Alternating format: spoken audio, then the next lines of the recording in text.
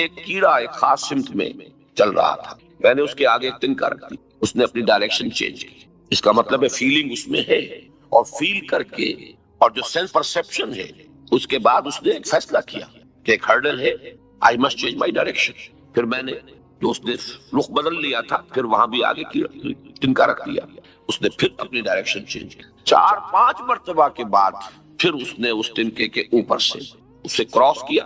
معلوم ہوا کہ اس نے سوچا ہے، غور کیا ہے، سینس پرسپشن بھی اس کی مکمل ہے۔ پھر پہلے اس نے اس کو ایوائڈ کرنے کے لیے جو آسان طریقہ تھا وہ اختیار کیا ہے، بالآخر اس نتیجے پر پہنچا کہ یہ آبسٹرکشن میرا پیچھا نہیں چھوڑ رہی، I have to overcome it۔ کسی طریقے سے اس کو ایوائڈ کرنا ممکن نہیں ہے، اب وہ اس کے اوپر سے گزرا ہے۔ یہی تو ہے انسانی علم۔ یوں سمجھیے کہ اس کا چھوٹا کمپیوٹر ہے، ہمارا کمپیوٹر بہت بڑا ہے، سپر کمپیوٹر ہے۔ نوعیت کے اعتبار سے یہ جو علم ہے اس میں کوئی فرق نہیں ہے حیوانی علم میں اور انسانی علم۔ نوعیت کے اعتبار سے اسینشلی ڈیفرنٹ اگر کوئی شے ہے انسانی علم میں تو وہ علم بالقلب ہے۔ یہ علم بالقلب یا علم بالروح، یہ ہے وہ شے جسے آج کی دنیا تو تسلیم کر رہی ہے ESP کے نام سے۔ What is extra sensory perception? کسی زمانے میں اس کے لیے الفاظ بڑے ایمبیگوس تھے جو ہم استعمال کرتے تھے۔ انٹیوشن، وجدان، ایک چیز تو وہ ہے جو مجھے معلوم ہے، اس سورس سے معلوم ہوئی، اس نے بتایا، میں نے اس سے یہ نتیجہ نکالا، یا ایک اور خبر آئی کسی اور جگہ سے، میں نے دونوں کو کمپیئر کیا، کون سی خبر زیادہ صحیح معلوم ہوتی ہے، میں نے اس کو تسلیم کر لیا۔ یہ تو وہ نالج ہے کہ جو میرے اپنے جو نون ذرائع ہیں ان سے ہٹ۔ لیکن اچانک یہ خیال دل میں آتا، ہم کہتے ہیں مجھے کچھ وجدانی طور پر محسوس ہوتا ہے کہ یہ معاملہ ایسا نہیں۔ ہوا کہ پہلے سے بھی آخر یہ الفاظ جو ہماری زبان کے وضع ہوئے ہیں تو ہمارے تجربے اور احساس کی بنیاد پر ہوئے ہیں۔ مجھے وجدانی طور پر محسوس ہو رہا ہے کہ ایسا معاملہ یوں نہیں ہے، یوں ہے۔ اگرچہ رپورٹ مختلف ہے، اخبار مختلف ہیں، باتیں جو آ رہی ہیں وہ کسی اور طرف مجھے لے جا رہی ہیں، لیکن میرا وجدان کہتا ہے کہ بات یوں نہیں۔ یہ آج آپ کو معلوم ہے کہ یہ تو بہت بڑا میدان بن چکا ہے سائنٹیفک ریسرچ کا۔ ESP، ایکسٹرا سینسری پرسپشن، جس کے اندر سینسیشن ہے ہی نہیں، یعنی کانوں اور آنکھوں سے اس کا کوئی تعلق نہیں، لیکن پرسپشن ہو رہی ہے۔ یہ جو ایکسٹرا سینسری پرسپشن ہے یا علم بالروح یا علم بالقلب، یہ ہے در حقیقت کے جو مذہب کا اصل میدان ہے۔ جہاں تک پہلا علم ہے وہ انسان کی مشترک متاع ہے۔ حضرت آدم کو وہ علم دے دیا گیا بایمانہ کہ اس کا میکینزم، اس کا ایپریٹس پورا کا پورا حضرت آدم کی شخصیت میں ودیعت کر دیا گیا۔ اسی کا دیکھو، سنو، نتیجہ نکالو، میموری میں اس کو فیڈ کر دو، پھر کچھ دیکھو گے، پھر ریفر کرنا، پھر اور نتیجہ نکالنا، علم آگے بڑھے گا۔ اس علم کو قلم کے ذریعے سے قلم بند کرنا تاکہ اگلی نسل کو منتقل ہو سکے۔ یہ علم اس طور سے آبزرویشن سے، ان السمع والبصر والفؤاد کل اولئک کان عنہ مسئولا، یہ بیسک فیکلٹیز آدم کو دے دی گئی، یہ کمپیوٹر بھی دے دیا گیا، اور یہ ایکسٹرا جو سینس پرسپشن ہے دے دی گئی۔ اب اسی کی ایکسفولیشن ہو رہی ہے، جیسے کہ ایک گٹھلی کے اندر پورا آم کا درخت موجود ہے، اسی میں سے نکلتا ہے، اسی میں سے برآمد ہوتا ہے۔ ان منیچر وہ پورا آم کا درخت اس گٹھلی میں ہے۔ حضرت آدم کو گویا کہ یہ سارا علم دے دیا گیا، لیکن with the passage of time gradually اس کی ایکسفولیشن ہوئی ہے، وہ علم بڑھتا چلا جا رہا ہے۔ یہ علم جو ہے یہ کہاں تک پہنچ گیا ہے؟ علامہ اقبال نے جو شعر کہا تھا کہ عروج آدم خاکی سے انجم سہمے جاتے ہیں کہ یہ ٹوٹا ہوا تارا مہ کامل نہ بن جائے۔ یہ علم کہاں سے کہاں تک انسان کو لے گیا ہے، اور یہ علم ہے جو خلافت کی بنیاد ہے۔ اسی سے مسئلہ حل ہوا میرا۔ ایک حدیث ہے، مسلم شریف کی روایت ہے، لہذا اس کی سند پر بھی کوئی کلام نہیں کیا جا سکتا۔ راوی حضرت عمر ہے رضی اللہ تعالی عنہ، فقہائے صحابہ میں سے ہیں، بڑے ذی شعور ذی فہم، لہذا اس اعتبار سے بھی اس حدیث کا ایک پایہ جو ہے بہت بلند ہے۔ متن یہ ہے کہ حضور نے فرمایا ان اللہ یرفع بہذا الکتاب اقواما ویضع بہ آخرین، اللہ تعالیٰ اب اسی کتاب قرآن کی بدولت قوموں کو اٹھائے گا، بلند کرے گا، بام عروج پر پہنچائے گا، اور اسی کو ترک کرنے کی بنا پر انہیں گرا دے گا، ذلیل و خوار کر دے گا۔ یہ حدیث حضور کا فرمان سراخوں پر، سمجھ میں آئے تب بھی، نہ سمجھ میں آئے تب بھی، ہمارے ایمان کا تقاضا ہوا صادق المصدوق۔ لیکن یہ کہ دل میں تو خلش تھی کہ مغربی اقوام کو جتنا ترفع حاصل ہوا، اتنی ترقی انہوں نے کی، دنیا پر غالب ہے، ان کی تہذیب کا سکہ رواں ہے، اگرچہ بظاہر وہ کولونیل رول کا دور ختم ہو چکا ہے، لیکن حقیقت میں کسی دوسری شکل میں پورا کا پورا موجود ہے، جکڑا ہوا ہے پوری نوع انسانی کو۔ ذرا سا کچھ فرانس اور کچھ چین ابھی ان کے اس شکنجے سے باہر ہیں، اور پورا زور لگ رہا ہے اس وقت۔ بیکر صاحب کے دورے چین کے ہوئے اور خود بش صاحب پہنچ گئے فرانس۔ کسی طریقے سے ان کو بھی یہ دو ہارڈ نٹس رہ گئے ہیں، باقی یہ کہ معاشی طور پر پورا تغلب اور پورا جو ہے تمکن، غلبہ ہو جانا چاہیے، نیو ورلڈ آرڈر یا جو نیو ورلڈ آرڈر ہے اس کا۔ یہ سب کچھ جو ہے آخر کس بنا پر؟ حدیث تو کہہ رہی ہے کہ اس کتاب کی وجہ سے لوگوں کو عروج نصیب ہوگا، قومیں ابھریں گی اس کتاب کی بنا پر، گریں گی اس کتاب کی بنا پر۔ گویا کہ یہ اقوام کی قسمتوں کی میزان ہے، ایک طرف حدیث کے یہ الفاظ، دوسری طرف مشاہدہ یہ تو ایک خلجان رہا۔ اگرچہ میں نے اس کا تذکرہ نہیں کیا لیکن رہتا تھا۔ آخر اگر حضرت ابراہیم کا بھی معاملہ قرآن مجید میں آیا ہے کہ انہوں نے بھی درخواست کی تھی کہ رب ارنی کیف تحیی الموتیٰ، پروردگار مجھے دکھا کیسے زندہ کرے گا تو مردوں کو۔ قال اولم تؤمن قال بلی ولکن لیطمئن قلبی، اللہ نے فرمایا کیا تم ایمان نہیں رکھتے؟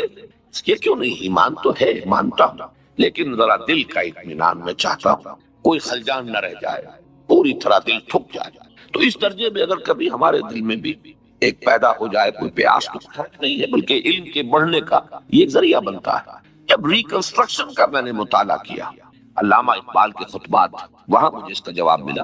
ان کا کہنا یہ ہے کہ اس ویسٹرن کلچر کا بھی انر کور جو ہے وہ خالص قرآنی ہے، اس لیے کہ ان السمع والبصر والفؤاد، ان کو بھرپور طریقے پر وہ بروئے کار لائے۔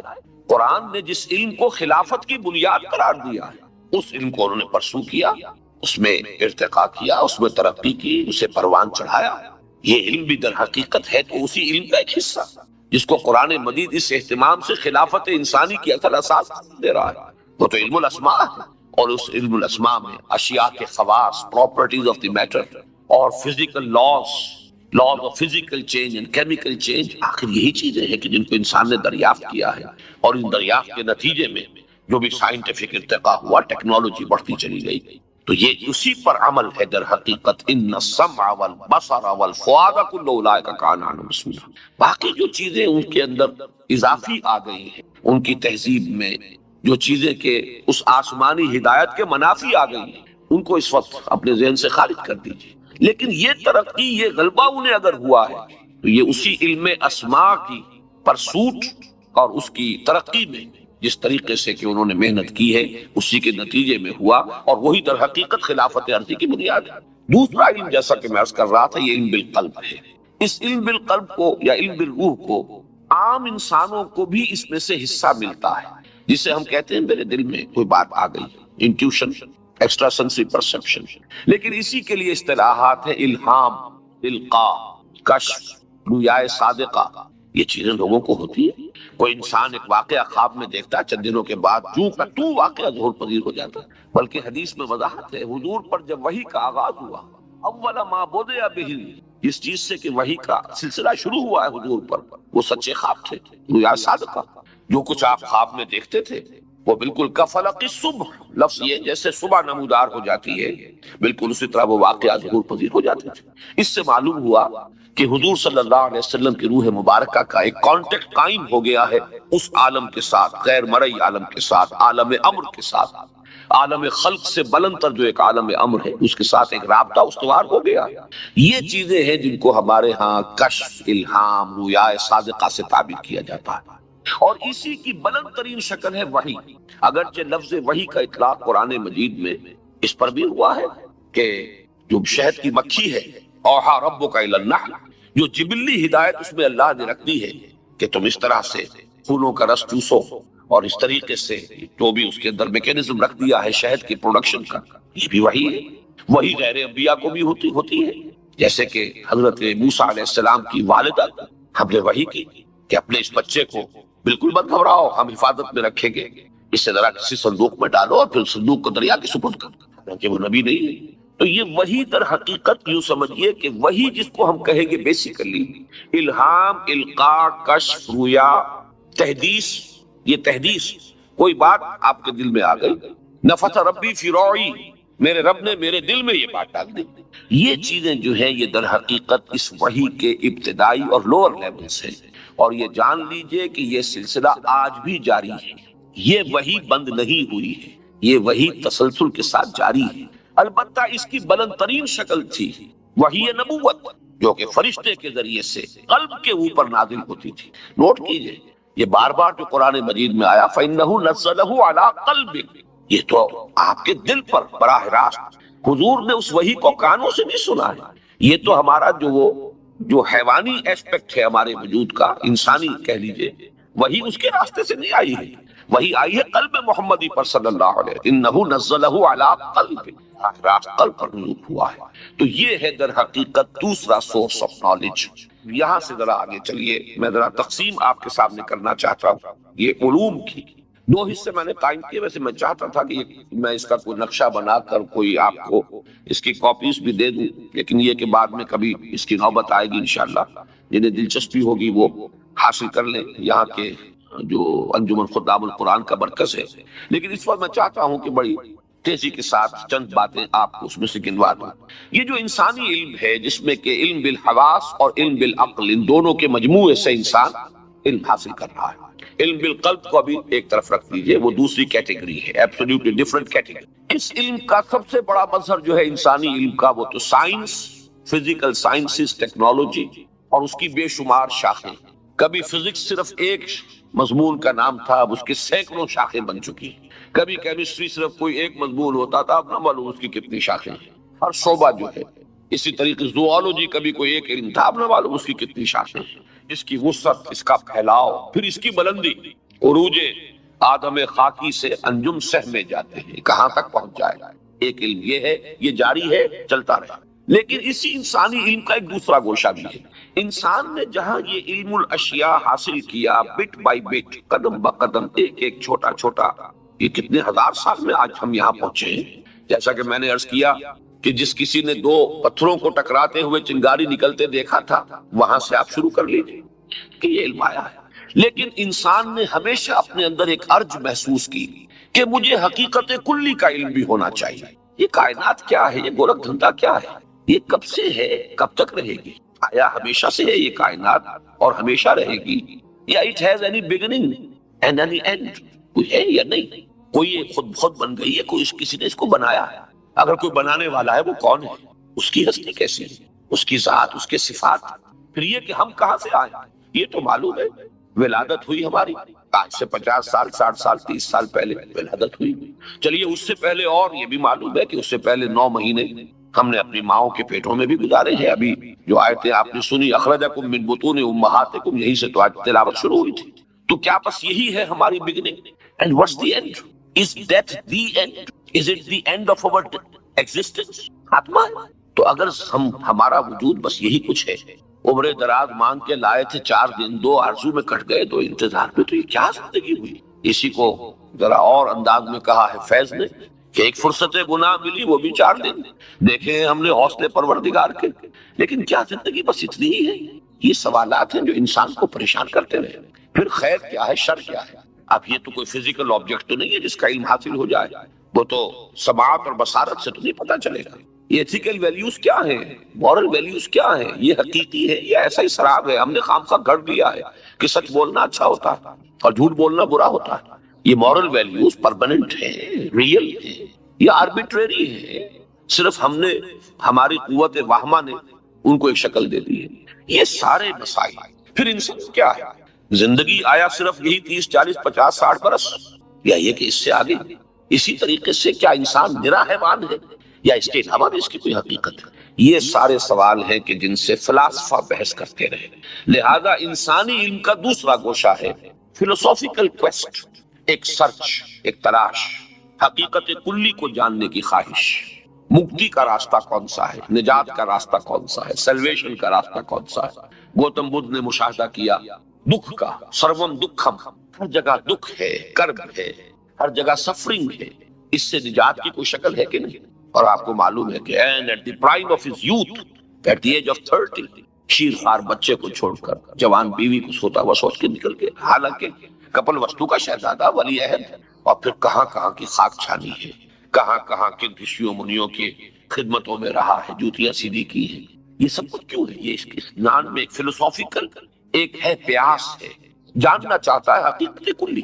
تو گویا کہ انسانی علم کے بھی دو گوشے ہوئے، ایک فزیکل سائنسز کا علم ہے جس میں bit by bit, piece by piece, piecemeal یہ نالج حاصل ہوا ہے، اور آج تک انسان جہاں تک پہنچ گیا ہے اس کا کچھ اندازہ ہمیں ہے، اور ابھی کبھی کہاں تک پہنچے گا ہمیں کچھ اندازہ نہیں۔ لیکن انسان نے حقیقت کلی کی دریافت کی کوششیں بھی کی، وہ چاہے ارسطو ہوں، افلاطون ہوں، سقراط ہوں، چاہے گوتم بدھ ہوں، مہاویر ہوں، چاہے وہ کنفیوشس ہو، تاؤ ہو، کوئی ہر جگہ پر جہاں بھی انسانی سویلائزیشن رہی ہے ایسے لوگ پائے گئے۔ اس کے بھی مختلف شعبے ہیں۔ ایک شعبہ جو ہے اصل فلسفہ وہ ہے meta physics, meta physics beyond the world of physics, مادے کے عالم سے، عالم مادی سے بیانڈ، اس کو تلاش کرنے کا انسان میں جذبہ رہا، حالانکہ اسے معلوم ہے میرے پاس وہ آنکھیں نہیں ہیں کہ جو مادے سے بیانڈ دیکھ سکیں، میرے پاس وہ کان نہیں ہے جو میٹر سے بیانڈ سن سکے۔ لیکن مجھے بڑا خوبصورت جملہ یاد آیا کنفیوشس کا۔ حکمت کا نقطۂ آغاز یہ ہے کہ وہ کہتا ہے کہ یہاں بہت سی حقیقتیں ایسی ہیں، بہت سی چیزیں ایسی ہیں which are more real than those which are visible، بہت سی حقیقتیں زیادہ certain ہیں ان کے مقابلے میں کہ جو ہم سنتے ہیں۔ بلکہ اس کا جملہ تو یہ there's nothing more real than what cannot be seen and there's nothing more certain than what cannot be heard۔ ان کانوں سے اور ان آنکھوں سے حاصل ہونے والے علم سے بڑی حقیقتیں تو وہ ہے کہ جو ان کے ذریعے سے حاصل نہیں ہو سکتی۔ تو انسان نے ان کی بھی تلاش کی میٹا فزکس سے، پھر اسی سے سوشالوجی، پولیٹیکل سائنس، اکنامکس، مسائل انسانی زندگی کے مسائل کا حل ہو۔ ظاہر بات ہے کہ اس کا تعلق بھی فزیکل سائنسز سے نہیں ہے، سوشالوجی ہے، سائیکالوجی بھی کبھی صرف فلسفے ہی کی شاخ تھی، آج چونکہ اس کا تعلق زیادہ تر ہو چکا ہے فزیولوجی سے، لہذا اس کی نوعیت بدل گئی۔ لیکن یہ کہ یہ نوٹ کر لیجئے کہ یہ دو شعبے ہیں، ایک ہے فزیکل سائنسز کا شعبہ علم کا، اسی سے ٹیکنالوجی متعلق ہے، خلافت کی بنیاد وہ ہے، وہ علم الاسماء کا ظہور ہے جو حضرت آدم کو پوٹینشلی ودیعت کر دیا گیا ازل۔ دوسرا ہے کلی حقائق کی دریافت کی کوشش، انسان نے چھلانگیں لگائی ہے حقیقت کبریٰ کو جاننے کے لیے، مختلف نظریات وجود میں آئے، مجھے اس سے بحث نہیں ہے۔ اب آئیے دوسری طرف، علم بالقلب، اور اس کا وہ گوشہ کہ جو وحی کے ذریعے سے حاصل ہوا، کہ ایک ہمیں چین ملتی ہے تسلسل کے ساتھ، the prophets of the Old Testament. آخر آپ کو معلوم ہے دنیا میں یہودی بھی انہیں مانتے ہیں، عیسائی بھی مانتے ہیں، مسلمان بھی مانتے ہیں۔ جمع کر لیں تو پوری ورلڈ پاپولیشن کا میرا خیال ہے کہ 2/3 تو لازم بن جائے گا۔ عیسائیوں کو، یہودیوں کو، یہودی تو خود تعداد میں بہت کم ہے، لیکن عیسائی اور مسلمان جمع کر لیجیے 2/3 آف ورلڈ پاپولیشن، اور وہ ان تمام انبیاء کو مانتے ہیں جن کو عام طور پہ کہا جاتا ہے the prophets of the Old Testament. ان سب کا کلیم یہ تھا کہ ہمارے پاس ایک سورس آف نالج ہے جو عام انسان کے پاس نہیں ہے، ہمارا کوئی براہ راست رابطہ ہے اس ہستی کے ساتھ جس نے اس کائنات کو پیدا کیا ہے، اور اس سے ہمیں کچھ حقائق ملے ہیں، وہ ہے علم، علم بالقلب کی بلند ترین صورت جو انبیاء کرام کو وحی کے ذریعے سے ملا ہے۔ اس کے بھی دو حصے ہیں، جیسے میں عرض کر چکا ہوں، ایک اعتبار سے دو حصے کہ اس کی جو ریڈیمنٹری فارم ہے، بنیادی جو اس کا ابتدائی درجے وہ تو عام انسانوں کو بھی ہے، لیکن محفوظ وہی کہ جس میں نہ تو کسی شیطانی القاء کی آمیزش ہو سکے، نہ نفسانی کوئی خیالات اس کے اندر دخل اندازی کر سکے، پروٹیکٹڈ۔ جیسے لوح محفوظ پر قرآن ہے، ایسے ہی وہ وحی محفوظ ہے کہ جو انبیاء کے پاس آتی ہے۔ اس سے دو چیزیں انسانوں کو حاصل ہوئی، حکمت اور احکام، وزڈم، وہی جو فلسفے کا موضوع ہے، اسی کے جوابات ہیں کہ جو دیے گئے ہیں۔ یہ کائنات نہ ہمیشہ سے ہے نہ ہمیشہ رہے گی، البتہ ایک ذات ہے جس نے اس کو پیدا کیا، وہ ہمیشہ سے ہے، ہمیشہ رہے گی۔ وہ ذات تمام کمالات اور محاسن کی جامع ذات، لہ الاسماء الحسن، وہ تنہا ہے، اکیلی ہے، کوئی اس کا مد مقابل نہیں، کوئی اس جیسا نہیں، کوئی مثل نہیں، کوئی مثال نہیں، کوئی مثیل نہیں، کوئی ضد نہیں، کوئی ند نہیں۔ اس نے جو کائنات بنائی ہے، اس کی کریشن کا نقطہ عروج یہ انسان ہے، climax of his creation, the masterpiece of his creation۔ قرآن کہتا ہے خلقتہ بیدی، میں نے اس انسان کو اپنے دونوں ہاتھوں سے بنایا ہے۔ یہ اہتمام، وَلَقَدْ كَرَّمْنَا بَنِي آدَمَ وَحَمَلْنَاهُمْ فِي الْبَرِّ وَالْبَحْرِ وَرَزَقْنَاهُمْ مِنَ الطَّيِّبَاتِ وَفَضَّلْنَاهُمْ عَلَى كَثِيرٍ مِّمَّنْ خَلَقْنَا تَفْضِيلًا۔ یہ اس کی مدح ہے جو قرآن کر رہا ہے، اور بائبل میں تو یہ الفاظ ہیں، قرآن مجید میں نہیں ہے، حدیث میں موجود ہے۔ ان اللہ خلق آدم علی صورتہ، اللہ نے آدم کو اپنی صورت پر بنایا ہے۔ And God created man in his own image۔ یہ ماسٹر پیس آف کریشن۔ اس کی زندگی صرف یہ نہیں ہے جو یہاں پر 30 40 50 60 سال، بلکہ بہت طویل ہے، تو اسے پیمانہ روز و فردا سے نہ ناپ، جاویداں بہم دواں ہر دم جمع ہے۔ ابدیت، اس کو تو ہم مانتے ہیں، انسان کا وجود ابدی ہے، اس لیے کہ آخرت کے بعد، قیامت کے بعد جو فیصلے ہوں گے، انہا لجنت ابدا اور لنار ابدا، پھر جو جنت میں جائیں گے وہ بھی ابدی، اور جو جہنم میں جائیں گے وہ بھی ابدی، اللہ یہ کہ جن میں اہل ایمان میں صرف اعمال کی کوتاہی رہی ہو، ایمان موجود ہو، وہ اپنی سزا پا کر، یہ ایک علیحدہ ایشو ہے ایک ہمارے عقیدے کا، لیکن یہ کہ ابدی زندگی ابدی ہے۔ یہاں آنے سے پہلے بھی ایک زندگی ہم گزار آئے ہیں، لیکن وہ صرف ارواح کی شکل میں ہم تھے، ابھی ہمارا یہ فزیکل باڈیز کا وجود نہیں تھا، جس میں ہم سے ایک عہد لیا گیا تھا، الستو بربکم قالوا بلی، الارواح جنود مجندہ، لشکروں کی شکل میں تمام ارواح کریٹ کر دی گئی۔ اب اس کے بعد رحم مادر میں جو بچہ تیار ہوتا ہے، اس کے ساتھ اس کی وہ روح جو ازل میں کریٹ کی گئی تھی وہ شامل کی جاتی ہے۔ یہ کمپوزٹ بینگ ہے انسان کا۔ زندگی صرف یہ نہیں ہے، اصل زندگی آخرت کی ہے، ان دار الاخرۃ لہی الحیوان لو کانوا یعلمون، اصل زندگی تو آخرت کی ہے۔ یہ تو کتاب زندگی کا دیباچہ ہے، مقدمہ ہے، نتھنگ مور دین دیٹ۔ اصل کتاب زندگی کھلے گی موت کے بعد، وَإِنَّ دَارَ الْآخِرَةَ لَهِيَ الْحَيَوَانُ، آخرت کا گھر ہی اصل زندگی ہے، لو کانوا یعلمون، کاش کہ انہیں معلوم ہوتا۔ پھر یہ کہ جو نتائج نکلنے ہیں اس دنیا کی زندگی کا، یہ چونکہ دارالامتحان ہے، خلق الموت والحیات لیبلوکم ایکم احسن عملا، یہ تو ایک امتحانی وقفہ ہے۔ الزم ہستی سے تو ابھرا ہے مانند حباب، اس زیاں خانے میں تیرا امتحان ہے زندگی، یہ ایک پیریڈ آف ٹیسٹنگ ہے، اس کے نتائج نکلیں گے۔ اس ٹیسٹنگ کے لیے جہاں اللہ نے تمہیں سماعت دی، بصارت دی، عقل دی، مزید برآں نیکی اور بدی کی تمیز وضیعت کر کے دنیا میں بھیجا ہے، وَنَفْسٍ وَمَا سَوَّاهَا فَأَلْهَمَهَا فُجُورَهَا وَتَقْوَاهَا، اس پر مستزاد اس کی رحمت کا یہ مظہر ہوا کہ اس نے کچھ انسانوں کو چن کر اس کے پاس وحی کے ذریعے سے اپنا پیغام بھیجا۔ کوئی نبی نہ آتا تب بھی تم رسپانسیبل تھے، اکاؤنٹیبل تھے on the day of judgement, on the basis of the faculties جو دے کر دنیا میں بھیجے گئے ہو۔ انا خلقنا الانسان من نطفۃ امشاج نبتلیہ فجعلناہ سمیعا بصیرا، ہم نے اسے امتحان میں ڈالا ہے تو اندھا بہرا کر کے نہیں ڈالا ہے، آنکھ بھی دی ہے، کان بھی دیا ہے، ان بنیادوں پر عقل دی ہے، پھر یہ کہ نیکی اور بدی کی تمیز دی ہے۔ تو ہر ہیومن بینگ اکاؤنٹیبل ہے on the basis of these faculties, basic faculties, لیکن مزید اللہ نے رحم فرمایا۔ رحمت کا مظہر ہے نبوت، اور یہ نبوت جب اپنے کلائمیکس کو پہنچی تو رحمت للعالمین کی شکل اختیار کر گئی۔ وہ رحمت جو ہے اپنے کلائمیکس کو پہنچ گئی ہے کہ ایک سلیکٹڈ اللہ کا پسندیدہ بندہ، اس کے پاس وحی آئی ہے، پھر اس نے اپنے عمل کے ذریعے سے ایک نمونہ پیش کیا ہے، لقد کان لکم فی رسول اللہ اسوۃ حسنہ۔ تو یہ تو گویا کہ وہ امتحان آسان بنایا گیا ہے تمہارے لیے، یہ رحمت خداوندی کا مظہر ہے، ورنہ نبوت و رسالت نہ ہوتی تب بھی تم اس دارالامتحان میں جواب دے، اپنے طرز عمل کی جواب دہی اللہ کے ہاں کرنی ہوگی۔ اب یہ تمام چیزیں ہیں جن کے مجموعے کو ہم کہتے ہیں یہ حقیقت کلی ہے، اس کا نام ایمان ہے۔ اس وحی کے ذریعے سے دوسری چیز جو معلوم ہوئی وہ اعمال ہیں، ڈوز اینڈ ڈونٹس، یہ کرو یہ مت کرو، یہ حرام ہے، آؤٹ آف باؤنڈس ہے، ادھر مت جانا، یہ پرمیسیبل ہے، یہ جائز ہے، یہ فرض ہے، یہ تو لازمن کرنا ہے، یہ مستحب ہے، کرنا چاہو تو کر لو، لازم نہیں، بائنڈنگ نہیں۔ یہ جو اعمال جو ہمیں وحی کے ذریعے سے معلوم ہوئے، پھر یہ کہ ان کی حکمتیں بھی بیان کی گئی، یہ کس لیے دیے گئے؟ یہ تمہیں کوئی مشقت میں ڈالنے کے لیے نہیں دیے گئے، تمہارے اس امتحان میں کامیابی کے یہی ذرائع بنیں گے۔ نماز پڑھو تاکہ ہم یاد رہے تمہیں، تاکہ الصلاۃ لذکری، اگر ہمیں بھول جاؤ گے تمہاری زندگی کا رخ بالکل غلط رخ پر ہو جائے گا۔ اور روزے رکھو لعلکم تتقون، تاکہ تم اپنے اس جو اینیمل بینگ ہے اس پر کنٹرول حاصل کر سکو، تقویٰ پیدا ہو جائے، تمہاری خودی اتنی قوی ہو جائے کہ وہ اپنے حیوانی وجود کے اوپر، جس کی بہترین مثال ہے گھوڑا اور گھڑ سوار، اگر گھڑ سوار کمزور ہے تو گھوڑے کے رحم و کرم پر جس کھائی میں چاہے گا پٹک دے گا، لیکن گھڑ سوار مضبوط ہے، جم کر بیٹھا ہوا ہے، تو اب یہ گھوڑا جو ہے یہ اس کی خدمت میں ہے، جہاں وہ چاہے گا اس کو لے کر جائے گا۔ اسی طرح تمہارا یہ حیوانی وجود کہیں تم پر غالب آ گیا، یہ نفس امارہ اگر تم پر قابو یافتہ ہو گیا، تمہاری ایڈ اور لیبیڈو اگر یہ تم پر چھا گئی تو تمہیں برباد کر کے رکھ دے گی۔ تمہیں اس قابل ہونا چاہیے، تمہاری خودی، تمہاری سیلف، تمہاری ایگو، یہ فرائڈ کی اس طرح ایگو، وہ ایگو اتنی مضبوط ہو کہ تم اپنے اس ایڈ اور لیبیڈو کے اوپر کنٹرول یافتہ ہو، اس لیے روزہ رکھا گیا۔ تو جو چیز بھی دی گئی ہے، جو حکم ہے، اس کی حکمت ہے۔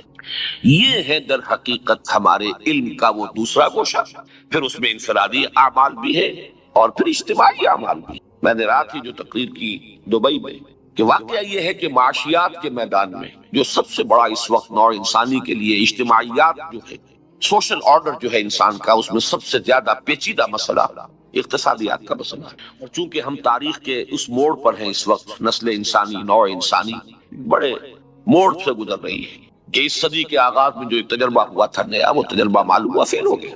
اس میں کچھ ان بلٹ ویکنیسز تھی جس کے نتیجے میں وہ کامیاب نہیں ہوا، اور اسی وجہ سے آج ویسٹ میں بڑا یوفوریا ہے، بڑا ان کے اندر جو ہے اپنا احساس برتری کا، کہ ثابت ہو گیا کہ ہمارا نظریہ صحیح ہے، ہمارا نظام صحیح ہے۔ وہ نظام جو ہے غیر فطری ثابت ہوا، اور وہ ترفع جو ہے ان کا، اور یہ یوفوریا جو ہے، یہی ہے جو اب نیو ورلڈ آرڈر اور جو بھی اس کے تقاضے ہیں ان کی شکل اختیار کر رہا ہے۔ لیکن یہ کہ دیکھنے والے دیکھ رہے ہیں، اور عام طور پر یہ بات کہی جا رہی ہے اندر سے وہ نظام بھی ٹوٹ پھوٹ چکا ہے، حالات وہاں کے بھی کوئی سب کچھ اچھا نہیں ہے، بلکہ یہ کہ نئے سے نئے پرابلمز ہیں۔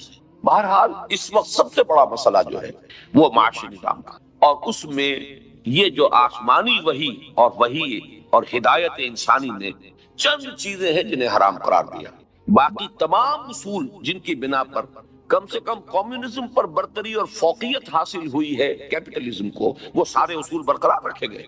Market economy, let the market forces come into play, کوئی کنٹرولز نہیں ہونے چاہیے، ہائر اینڈ فائر کا اصول ہونا چاہیے، انسان جب تک کام کرتا ہے امپلائر کی سیٹسفیکشن کی حد تک اسے برقرار رکھے، جب چاہے اس کو نہیں، اگر وہ کام ٹھیک نہیں کر رہا ورنہ نہیں چلے گی economy. Personal ownership, private ownership, personal incentive اس سے پیدا ہوتا ہے، اور در حقیقت کمیونزم کی ناکامی کا سبب یہی تو ہے کہ جب وہ پرائیویٹ اونرشپ نہیں ہے تو انسینٹیو ختم ہو گیا۔ Why should I work more, کیوں محنت زیادہ کروں، مجھے تو ایک فکسڈ ویج ملنی ہے، جتنی جان چاہوں مار لوں، اور اگر کام چوری کروں تب بھی وہ ویج تو مجھے مل ہی جائے گا، تو وہ محنت کرنے کا جذبہ ختم ہو گیا۔ تمام انسینٹیوز کو اسلام نے قائم رکھا، اس وحی آسمانی نے ایک شے کو پن پوائنٹ کر دیا، یا ڈیڑھ کہہ لیجئے، اس لیے کہ دوسری شے اتنی اہم نہیں، اسی لیے قرآن نے اسے کوئی اکنامک پروپوزیشن کے ساتھ نہیں رکھا ہے بلکہ خمر کے ساتھ جوڑ دیا ہے۔ ان الخمر والمیسر، یہ جوا جو ہے یہ در حقیقت خمر کی بہن ہے،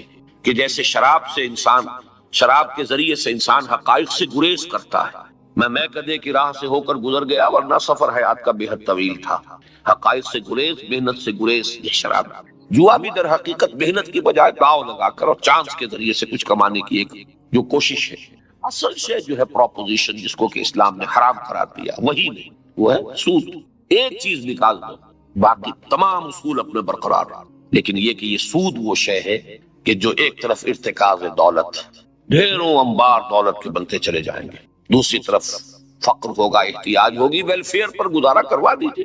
لیکن یہ ہے کہ آج آپ مینہٹن میں چلے جائیے، اس کے بھی ساؤدرن ٹپ کے اوپر اگر وہ وال سٹریٹ ہے تو ناردرن سائڈ پر جائیے تو گھیٹوز ہے، سب ہیومن لیول پر امریکہ کی سرزمین میں انسان زندگی گزار رہا ہے۔ یہ فرق و تفاوت اس کا لازمی نتیجہ ہوگا، جہاں یہ سود ہوگا، جہاں انٹرسٹ ہوگا، اس کا نتیجہ نکلے گا۔ میں صرف مثال دے رہا ہوں، اس وقت میرا موضوع جو ہے وہ معاشی نظام نہیں ہے اسلام کا، لیکن یہ کہ یہ چیزیں ہیں کہ جنہوں نے اس نظام آسمانی ہدایت میں، جیسے کہ کسی جگہ پر صرف ریڈ سگنل قائم کر دیے جائیں، یہ ڈینجر زون ہے، اس سے آگے مت بڑھنا، بس کچھ حدود قائم کر دیے اور اس کے بعد انسان کو آزاد چھوڑ دیا۔ اب غور و فکر کرو، سوچ بچار کرو۔ یہ ہے وہ دوسری چیز کہ جو ہمیں ملی، ایک علم، انسانی علم، سائنس اور ٹیکنالوجی، اور دوسرا فلسفہ اور سوشل سائنسز۔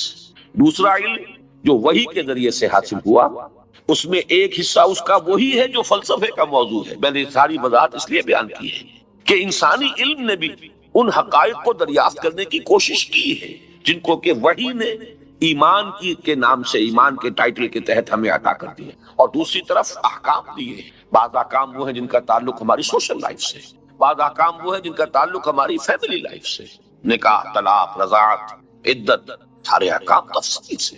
بعض کا تعلق معاشی زندگی سے، سود حرام، جوا حرام، رشوت حرام، یہ چیزیں ہیں کہ جو معاشیات سے متعلق ہیں۔ بعض کا تعلق ہماری سیاسی زندگی سے، امرہم شورا بینہم، نو اتھارٹیرینزم، جہاں اللہ کا اور اس کے رسول کا حکم ہے سر تسلیم خم، لیکن جہاں اللہ کا اور اس کے رسول کا حکم نہیں ہے، یہ امرہم ہے، یہ مسلمانوں کی مشترک متاع ہے۔ باہمی کنسلٹیشن، میوچول کنسلٹیشن سے معاملہ طے کریں، کسی ایک شخص کو اپنی مرضی مسلط کرنے کا حق حاصل نہیں۔ امرہم شورا بینہم، فنڈامنٹل اصول دے دیے. یہ دو چیزیں ہمیں ادھر سے ملی ہیں، وہ دو چیزیں ادھر سے ملی ہیں. آج کا سب سے بڑا پرابلم کیا ہے؟ دیکھیے میں ایک بات ایسی کہہ رہا ہوں کہ جو بہت سے حضرات کے لیے شاید نئی ہو. آج نوع انسانی کا اصل المیہ، اصل ٹریجڈی یہ ہے کہ انسان نے ایک علم سے اپنی آنکھ بند کر کلیتاً انحصار صرف انسانی علم. وہ علم مغرب کے اندر بہت بڑھا اور بڑھتا چلا جا رہا ہے. ایک اتنا بڑا گیپ پیدا ہو گیا. ایک علم ترقی کرتے ہوئے وہاں تک پہنچ گیا کہ عروج آدم خاکی سے انجم سہ میں جاتے ہیں. دوسرے علم سے انسان نے اپنے آپ کو منقطع کر لی. کتاب ہدایت بند. وہ تو ہم نام کے مسلمانوں کا بھی اس سے تعلق صرف یہ ہے کہ بایا تشترا کار جزی نیست یا یاسی نے آساں بمیری. پڑھ لو، مردوں کو ثواب پہنچا دو. قرآن خوانی کی محفلیں اپنا سوشل ایک فنکشن بنا لو، کچھ خواتین جمع ہو جائیں، کچھ کھائیں پیئیں، کچھ گپے لگائیں، نام اس کا قرآن خوانی ہوگا. یہ سروکار رہ گیا. اس سے آگے اس قرآن سے تمہارا کوئی سروکار. یہ ہے در حقیقت المیہ سب سے بڑا. اور اسی کا نام ہے قرآن اور حدیث کی ٹرمینالوجی میں دجالیت. اور دجال جسے کہا گیا ہے، دجال اس کی ایک آنکھ ہوگی، دجال اکبر. کیوں؟ یہ دو آنکھیں تھی جو اللہ نے انسان کو عطا کی. ایک طرف علم الاسماء دیا حضرت آدم کو، خلافت کی بنیاد. دوسری طرف اما یاتینکم منی ہدن فمن تبع ہدایا فلا خوف علیہم ولا هم يحزنون. ایک آنکھ کو بند کر لیا. یہ دونوں چیزیں اگر ساتھ کے ساتھ چل رہی ہوں تو یہ جو سائنٹیفک ترقی ہے یہ ہرگز انسان کے لیے مضر نہیں ہے. یہ تو بلکہ اس خلافت کا ظہور ہے. سخر لکم، تمہارے لیے مسخر کر دیا ہے، ما فی السماوات و ما فی الارض، تمہارے لیے مسخر کر دیا ہے جو کچھ کے آسمانوں میں اور جو کچھ کے زمین میں ہے. خلق لکم ما فی الارض جميعا، بنایا ہی تمہارے لیے ہے جو کچھ بھی ہے زمین کے اندر کل کا کل. تو یہ غلط نہیں ہے. غلط کیوں ہو گیا؟ بات کو سمجھ لیجئے. یہ علم غلط نہیں ہے. یہ علم وہ ہے جس کا ذکر قرآن کر رہا ہے. یہ علم اسماء جو ہے یہ اسی کا ظہور ہے، اسی کی مینیفیسٹیشن ہے، اسی کی ایکسفولیشن ہے، اسی کی توسیع ہے. لیکن یہ خراب اس لیے ہو گیا کہ دوسرا علم جو اس کے ساتھ آنا چاہیے تھا، دوسری آنکھ جو کھلی رہنی چاہیے تھی، وہ بند ہو چکی. اس سے انسان نے پیٹھ ادھر کر دی، پیٹھ موڑ. اس وجہ سے یہ دجالیت، اس کے بارے میں حدیث میں آپ کو معلوم ہے. ایک ہے فتنہ دجال، ایک ہے دجال اکبر. دجل کہتے ہیں فریب کو. کسی شے کی اصل حقیقت کے اوپر کو ملمہ کر دیا جائے، تانبے کے اوپر چاندی کا یا سونے کا، وہ ملمہ کہلاتا ہے. یہ دجل ہے. در حقیقت یہ ساری تہذیب دجالی اس لیے بن گئی کہ مادے کی اس ترقی نے نگاہوں کو اتنا چکا چوند کر دیا کہ اصل حقائق کی طرف سے اسے بالکل ذہول ہو گیا. اس دنیا کی ترقی اس درجے مرعوب کن ہو گئی کہ اب آخرت کا دھیان کسی کو نہیں. کائنات کا مطالعہ اتنی وسعت کر گیا اختیار. انسان نے ایسے ایسے مشاہدات کیے، اکتشافات کیے کہ اب خدا کی ذات کی طرف کوئی توجہ نہیں رہی. گویا کہ انسان کی توجہ اللہ کی بجائے، خدا کی بجائے صرف کائنات پر، حیات اخروی کی بجائے صرف حیات دنیاوی پر، روح کی بجائے صرف مادی وجود پر. اپنے جسم کی ہمیں بڑی فکر ہے. اس کی ذرا سی کہیں ڈرینجمنٹ ہو جائے، کہیں ذرا سا کوئی بیماری لاحق ہو جائے تو کتنے پریشان ہو جائے. بائی پاس کرانے کے لیے امریکہ پہنچے ہوئے ہوں. روح کی کسی کو فکر نہیں ہے کہ اسے بھی کوئی بیماری لاحق ہوتی ہے، اس میں بھی کوئی عوارض ہے، اس میں بھی کوئی روگ ہے، جس کو قرآن کہتا ہے کہ یہ قرآن آیا تھا دلوں کے امراض کے علاج کے لیے. شفاء لما فی الصدور یا ایھا الناس قد جاءتکم موعظۃ من ربکم وشفاء لما فی الصدور. لوگوں تمہارے پاس آ گئی ہے تمہارے رب کی طرف سے نصیحت، اور جو تمہارے سینوں کے اندر روگ ہیں ان کا علاج، ان کی دوا، ان کا بداوا کی طرف کوئی توجہ نہیں. یہ ہے در حقیقت ماڈرن مین کا اصل جو المیہ ہے، اس کی جو ٹریجڈی ہے. یہی آگے بڑھ، اسی لیے کہ خبریں تو حضور نبی ہوئی ہے صلی اللہ علیہ وسلم. دجالی فتنے کی جو علامات احادیث میں آئی ہیں، ویران صحرا ہوگا اور دجال حکم دے گا کہ یہاں سے فصلیں اگنی چاہیے، فصلیں اگیں گی. اب آپ کو ابو ظبی میں بھی اگر نظر نہیں آ رہا یہ دجالیت کا، تو اور کہاں جا کے دیکھیں گے آپ؟ اسرائیل میں دیکھ لیجیے. یہ فرق کیا ہے؟ صحرا ہے، لہلہاتے ہوئے آپ کو فصلیں دے رہے ہیں. مجھے معلوم ہوا کہ یہاں پر تو سبزیاں جو ہے امریکہ کی طرح یہ سبزیاں یہاں پر ڈمپ کی جا رہی ہیں صحرا میں جا کر، اس جگہ پہ جہاں کے وادی غیر ذی زرع ہوتی تھی، جہاں کبھی کوئی پیداوار نہیں تھی. اسی طریقے سے اس دجال کی سواری ایسی ہوگی جسے گدھا کہا گیا. ظاہر بات ہے اس وقت سواری گدھوں پر ہوتی تھی، گھوڑوں پر ہوتی تھی. وہ سواری وہ ہوگی کہ جس کا ایک قدم اگر مدینے میں ہوگا تو دوسرا بیت المقدس میں ہوگا. یہ بھی میں سمجھتا ہوں کہ یہ تو بڑی حضور صلی اللہ علیہ وسلم نے اس وقت کے لوگوں کی جو بھی ذہنی حدود اربع تھا اس کے اعتبار سے مثال دی ہے. ورنہ آج تو بغیر زمین پر قدم رکھے ہوئے زمین کے گرد چکر لگا رہا ہے. اسی طریقے سے اس کے کان جو ہے، ان دو کانوں کے درمیان فاصلہ جو ہے وہ 40 ہاتھ کا ہوگا۔ یہ ریڈارز جو ہیں آپ کے جہازوں کے، ان کا اندازہ کیجیے۔ انسان کو قتل کرے گا، دو حصوں میں تقسیم کر دے گا اور پھر سی دے گا، وہ جو جیتا جاگتا انسان ہوگا۔ سرجری وہاں تک پہنچ چکی۔ تو معلوم یہ ہوا کہ یہ ساری چیزیں جو ہیں در حقیقت یہ تو ہے تو اسی علم الاسباء کا ظہور، اسی کا ظہور ہے، اسی کی ایکسفولیشن ہے۔ لیکن اس میں جو دجالیت پیدا ہوئی ہے فی نفس ہی اس کی وجہ سے نہیں ہے، بلکہ فی نفس ہی یہ تو چیز وہ ہے جو اللہ کو مطلوب تھی۔ سخر لکم ما فی السماوات و ما فی الارض، مسخر کر دیا ہے تمہارے لیے آسمانوں میں جو کچھ ہے، زمین میں جو کچھ ہے۔ چاند پر اترو اور وقت آ سکتا ہے کہ مریخ پر اترے اور آگے جائیں۔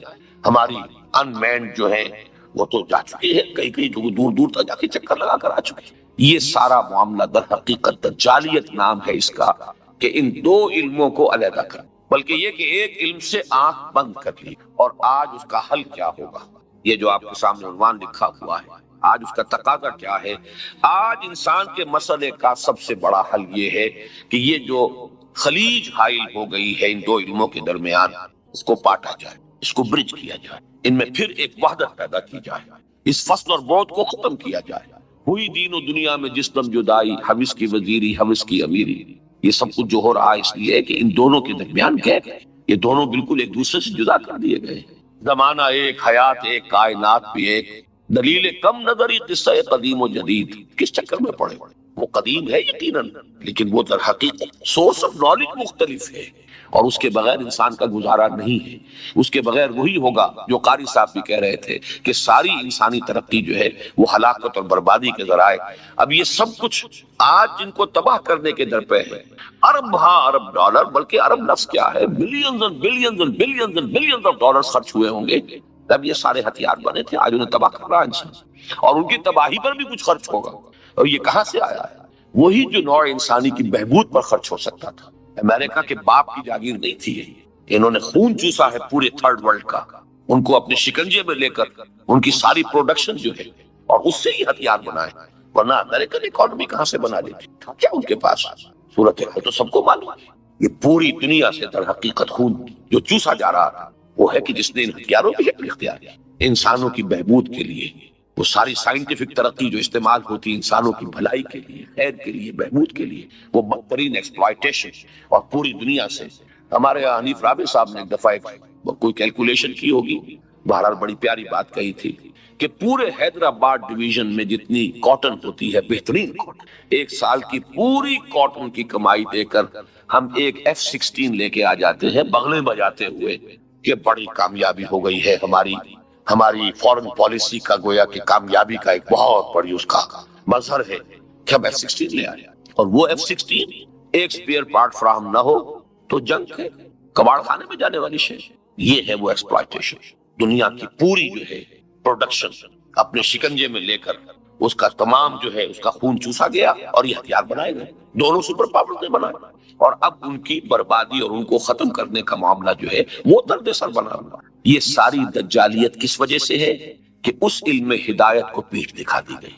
خاص حالات تھے یورپ کے، اس پس منظر کو ذہن میں رکھیے، یہی علوم تھے جو ہم نے انہیں پہنچائے، اور ہماری بھی کوئی باپ کی جاگیر نہیں تھی، ہمیں بھی دوسروں سے ملے تھے۔ یہ تو علم ہے، تسلسل ہے، اس کا آدم سے چل آ رہا ہے سلسلہ اور بڑھتا رہے گا۔ اس میں یونانیوں نے حصہ ادا کیا، اس میں ہندیوں نے اپنا حصہ ادا کیا، چینیوں نے اپنا حصہ ادا کیا، پھر مسلمانوں کی تہذیب آئی، انہوں نے سب سے لیا، یونانیوں سے لیا، ہندیوں سے لیا، چینیوں سے لیا، پھر ڈیولپ کیا، پھر سونپ کر یورپ کو، اور انٹا غفیل ہو کر سو گئے۔ دے دیا قرطبہ اور غرناطہ کی یونیورسٹیوں سے چیزیں گئی ہیں، فرانس اور جرمنی یہ سب سے بڑے اس کے جو ایک رینائسنس ہوا، ایک احیاء العلم ہوا، اسی طریقے سے ریفرمیشن، یہ سارا مسلمانوں کے ذریعے سے اب انہوں نے بڑھایا۔ لیکن بدقسمتی سے اس وقت جو مذہبی نظام وہاں رائج تھا وہ نہایت جابرانہ استبدادی، علم کا دشمن۔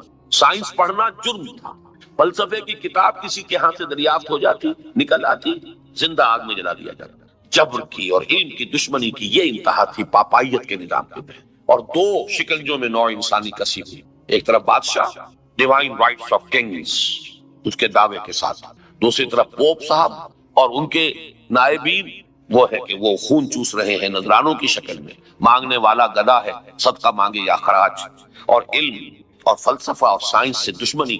نتیجہ یہ ہوا کہ جب وہ ڈھکن اٹھا ہے پھر تو مذہب سے نفرت اس تہذیب کی بنیاد کے اندر، اس کی جڑوں کے اندر پیوست ہو۔ یہ ہے المیہ، اس کا یہ تاریخی پس منظر ہے۔ ایک غلط مذہب کے خلاف ری ایکشن ہے جس نے کہ اس آسمانی ہدایت سے انسان کو محروم کر دیا۔ وہ ہدن فَإِمَّا يَأْتِيَنَّكُم مِّنِّي ہدن، اس سے انسان نے منہ موڑا، آنکھیں بند کی۔